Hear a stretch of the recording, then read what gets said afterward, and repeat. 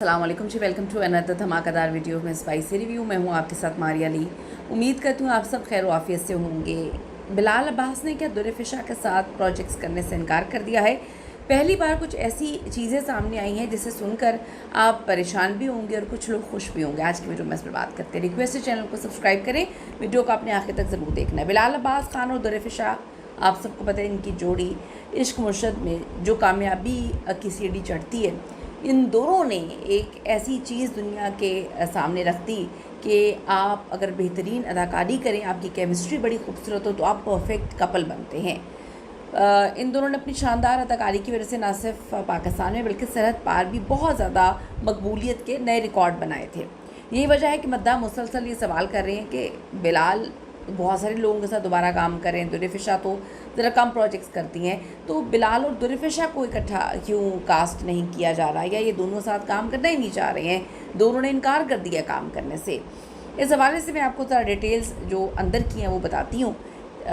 किसी भी हिट जोड़ी के लिए सबसे बड़ा चैलेंज ये हो जाता है कि वो अपने पिछले काम से बेहतर या कम से कम उसके इक्वल जो है वो स्क्रिप्ट मुंतखब करें।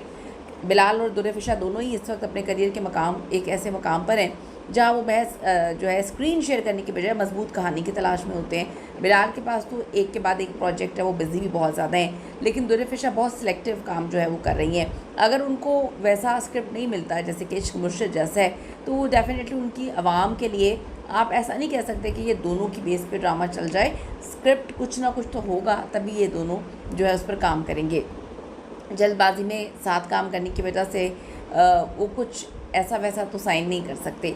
अब देखिए, दोनों अदाकार इस वक्त मुख्तलिफ सोलो प्रोजेक्ट्स में मसरूफ़ हैं। बिलाल अब्बास की अगर मैं बात करूँ तो अपने किरदारों को बहुत सोच विचार के बाद उनका इंतखाब करते हैं और बड़े मोहतात रहते हैं अपने काम के सिलसिले में।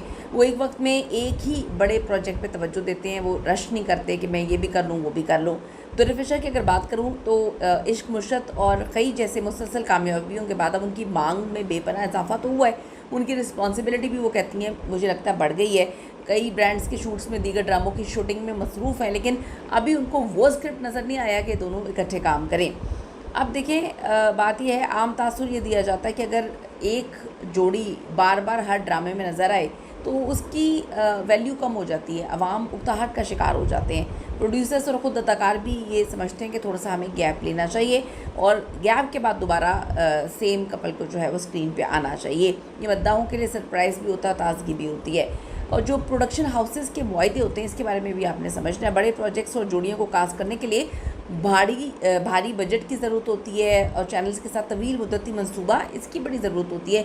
अब ये बड़ा अदाकार होगा, वो पैसे भी बड़े लेगा, उसकी चीज़ें भी अलग होंगी, स्क्रिप्ट की डिमांड भी उसकी बड़ी अलग होगी। फ़िलहाल किसी बड़े प्रोडक्शन हाउस की जानिब से इन दोनों को एक साथ कास्ट करने का कोई ऐलान सामने नहीं आया, लेकिन जो अफवाहें हैं वो बड़ी अजीब है कि इन दोनों ने साथ काम करने से इनकार कर दिया। देखिए, ऐसा कुछ नहीं है।